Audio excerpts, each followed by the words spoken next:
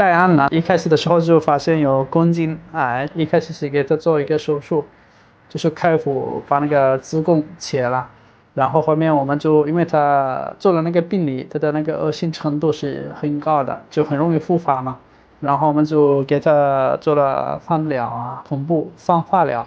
现在已经做了化疗，已经做了4次，这次也是入院的时候就给他做 CT，很干净的，没有那个残留，也没有复发的一些病灶。一开始是有那个阴道出血嘛，现在也基本上没有了。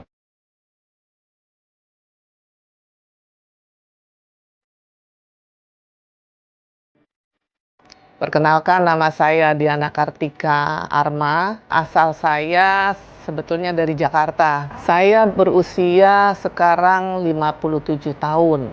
Pemeriksaan ini dimulai pada saat saya itu mendapatkan gejala. Gejala itu saya bleeding lagi, pendarahan. Sementara saya 2 tahun, ya sudah 2 tahun saya menopause. Dan saya kaget pada saat bulan April itu. Jadi saya pikir ada apa ini. Nah, malam hari itu juga saya MRI. Terus dokter mengatakan bahwa, oh ya Bu, fix Ibu kanker serviks stadium 1B2 gitu. 2B ya kalau nggak salah. Wah, kaget saya. Kaget, dokter dengan tenangnya mengatakan seperti shock yang selama ini saya berpikir bahwa sakit kanker itu adalah sakit yang paling mengerikan dan merenggut nyawa lah. Dan rasanya nggak mungkin saya mendapatkan penyakit itu karena belakangan hari memang saya sudah hidup sehat, olahraga, makan teratur, diet, ya semua sudah saya lakukan. Terus kata dokter, ya udah Bu, ini di laparoskopi saja, 3 hari cuma Bu laparoskopi, lalu Ibu setelah itu baru kita biopsi katanya gitu. Nah setelah itu baru diadakan kemoterapi. Mendengar kata kemo itu saya langsung kaget. Terus saya akhirnya pada saat nggak nerima saya karena merasakan keluarga saya, om saya, tante saya pernah melihat bagaimana orang kemo itu kan, yang tetes demi tetes berjam-jam di kemo dengan sakitnya itu yang saya belum bisa nerima. Nah, kemudian saya ngobrol lah dengan anak-anak di rumah, dengan keluarga. Bingung lah ya. Nah, kebetulan sebulan sebelum ini, saya ketemu sahabat saya, teman SMP. Yang juga setahun yang lalu tuh sudah mengalami sakit kanker yang sudah berobat di Cipto, berobat di Malaysia, dan akhirnya dia berobat di sini. Memang kondisinya stadiumnya lebih tinggi dari saya. Nah dia menyarankan kalau memang iya Dina ngapain, lebih baik cepat Dina langsung ke Guangzhou, lebih baik katanya gitu. Nah akhirnya pada saat setelah itu Saada Sundari yang memberikan Nidin nomor perwakilannya NG saat itu ya. Nah, jadi 2 hari setelah saya mendapatkan hasil dari itu, saya Zoom dengan NG. Kemudian dengan Zoom dengan NG, dengan dokter di sini. Dia katakan bahwa, oh oke, ini gini. Terus saya banyak bertanya sama NG. Akhirnya, ya oke lah. Akhirnya saya putuskan lah, tanggal Juni lah itu saya berangkat. Alhamdulillah ya, begitu di sini, baiknya, begitu kita datang, kita periksa darah, kemudian diinterview, kenapa kok sampai ke sini, ya kan?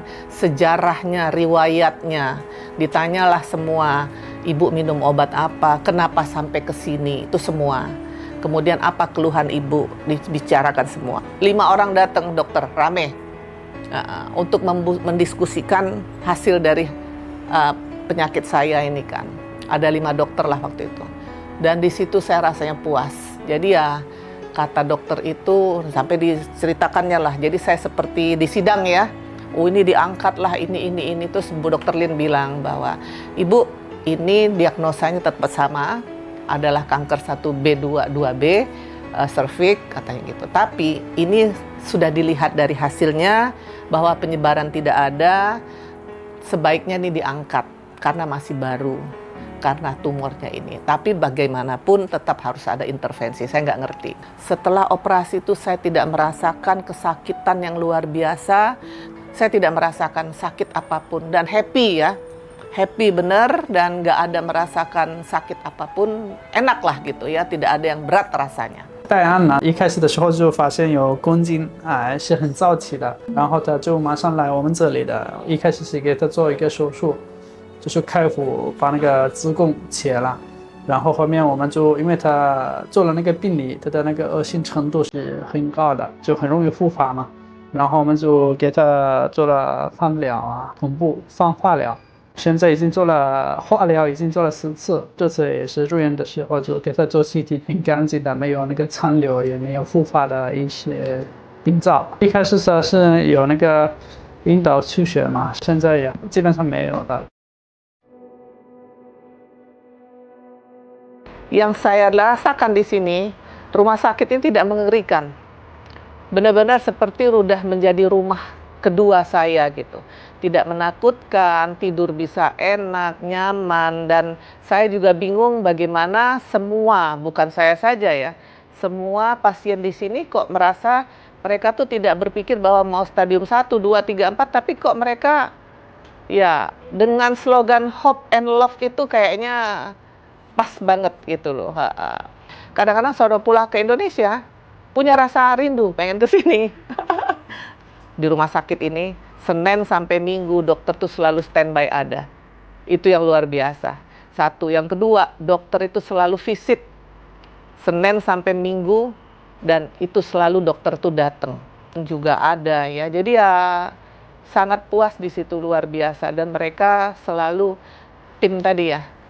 Jadi ya nggak pernah mau memutuskan dokter Adnan, nanti dokter Lin yang bicara ini. Kalau ke sini happy terus gitu. Jadi setiap pengobatan ke sini juga selalu terasa ringan. Mama tetap enjoy aja, tetap happy dan tetap terasa seger terus gitu. Jadi kalau setiap pulang ke Jakarta nggak ada yang nyangka mama itu sakit gitu. Jadi pada semua komennya, oh kok seger banget, nggak kelihatan sakit gitu. Jadi aku juga yang nemenin jadi seneng juga gitu ngeliat perubahan mama, nggak ada menderita atau nggak ada sedih gitu. Kata-kata buat mama semangat terus. Aku juga selama ini ngelihat mama enjoy terus, happy terus, jadi itu yang bikin aku semangat juga gitu. Jadi mendampingin mama, aku kasih support terus, dan aku sebisa aku temenin terus. Jadi kasih semangat terus, jadi biar mama nggak drop, karena itu kalau misalkan mama drop akan ngaruh ke kesehatannya juga gitu sih. Terima kasih banyak untuk semua kemajuan ini.